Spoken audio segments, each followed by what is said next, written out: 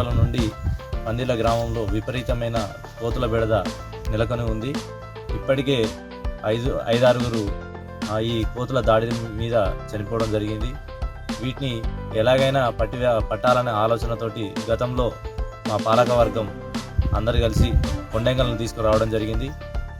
కొద్ది రోజులు కొండెంగలతోటి కోతులు పారిపోవడం జరిగింది. అయినా ఎలాంటి మార్పు లేదు. మళ్ళా తర్వాత కొద్ది రోజులకు ఈ కోతులను పట్టి కాళేశ్వరం అడవుల వద్ద విడిచిపెట్టేది. అయినా కానీ 1 సంవత్సరం వరకు బెడద తప్పింది.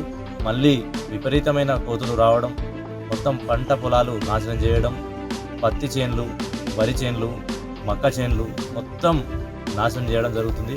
రైతులు తీవ్ర ఆవేదనలో ఉన్నారు. వాటితో పాటు మహిళలకు, ఇంట్లో ఉన్న వాళ్ళందరికీ కూడా కోతులు దాడి చేయడం వల్ల విపరీతమైన ఆరోగ్యపరంగా నష్టం జరుగుతుంది. ప్రభుత్వం నుండి స్పందన రాలేదు. కాబట్టి మేమే గ్రామస్తులందరం కలిసి, నేను ప్రస్తుతం గ్రామ సర్పంచ్గా ఉండి మా పాలకవర్గ సభ్యుల సహకారంతో కోతులను పట్టించడం జరుగుతుంది. ఒక్కొక్క కోతికి 200 రూపాయలు చెల్లించి కోతులను బట్టి తిరిగి కాళేశ్వరం అడవులల్లా విడిచిపెట్టడం జరుగుతుంది. కాబట్టి ప్రభుత్వం నుండి ఖచ్చితంగా ఏదైనా చర్యలు తీసుకోవాల్సిన బాధ్యత ప్రభుత్వం మీద ఉంది.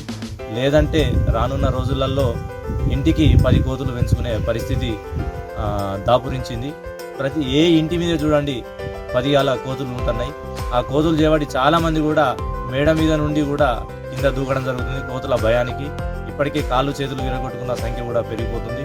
ఇప్పుడు కోతికి 200 రూపాయలు చెల్లించి కోతులను పట్టించడం జరుగుతుంది. గతంలో కోతులను పట్టించడం ద్వారా 1,50,000 రూపాయల ఖర్చు వచ్చింది. ఇప్పుడు దాదాపు 3 లక్షల రూపాయల దాకా ఖర్చు అవుతుంది. ఒక్కొక్క కోతికి 200 రూపాయలు చెల్లించాల్సిన పరిస్థితి వచ్చింది.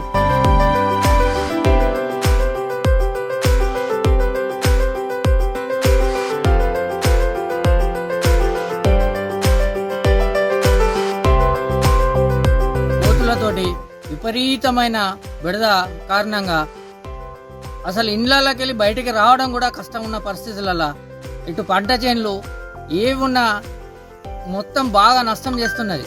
దానికి సర్పంచ్ గారిని రిక్వెస్ట్ చేయగా దానికి స్పందించి సర్పంచ్, పాలకవర్గం అందరి గ్రామస్తుల సహకారంతో కోతులను పట్టియడం జరుగుతుంది. కోతల గురించి జాలి పెట్టినాము. ఇండ్లు కూడా పులగొట్టినాయి, అంత ఇప్పినాము. చెట్లు ఏది ఉంచలేదు, అది కూరగాయ చెట్లు కానీ ఏది కానీ బయటకు వచ్చినా కానీ ఎగవాడికి వస్తానే మా మనుషులను కూడా.